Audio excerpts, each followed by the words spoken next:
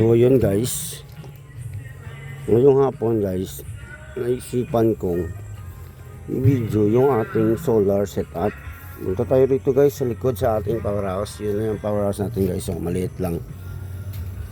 Dito guys makikita nyo yung ating mga system guys. Yan, mayroon tayong maliit na PowerMR guys, 3.5 kilowatt battery, 16 pieces na lithium phosphate. Ito yung dating guys inverter namin guys, so it's not dun sa hindi siya hybrid. Dati ko lang ginamit yan mga 5 years ago dun sa lumang bahay namin. Yan, papaganahin ko siya guys, lalagyan ko siya dito ng bus bar para mabuhay yan, para sa gamitin ko dyan sa tubig. So ngayon ito yung gumagana sa atin guys, PowerMR na 3.5 kilowatts guys. Yan, 500 VDC yung maximum charge niya guys. Yan, bali naka 24 volt system lang tayo guys. Ito yung mga charge mga natin guys, so mga battery active balancer. Bali naka hybrid to guys ang PowerMR natin. Itong isa hindi siya hybrid, yung traditional lang na inverter, not inverter, pero maganda yan, matibay. 5 years ago na yan, 5 years ko lang nagagamit yan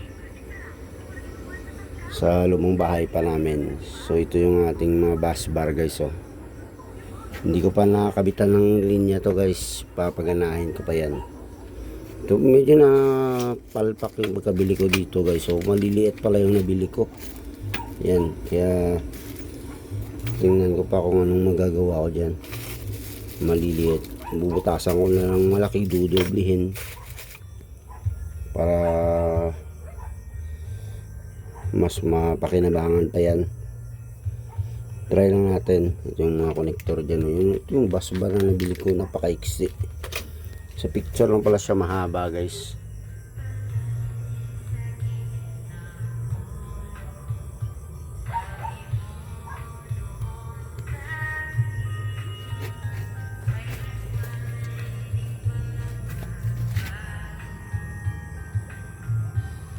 So yun guys, yun yung setup natin, maliit lang. So upload naman natin yung video guys para magkaroon na tayo ng vlog tungkol sa ating setup.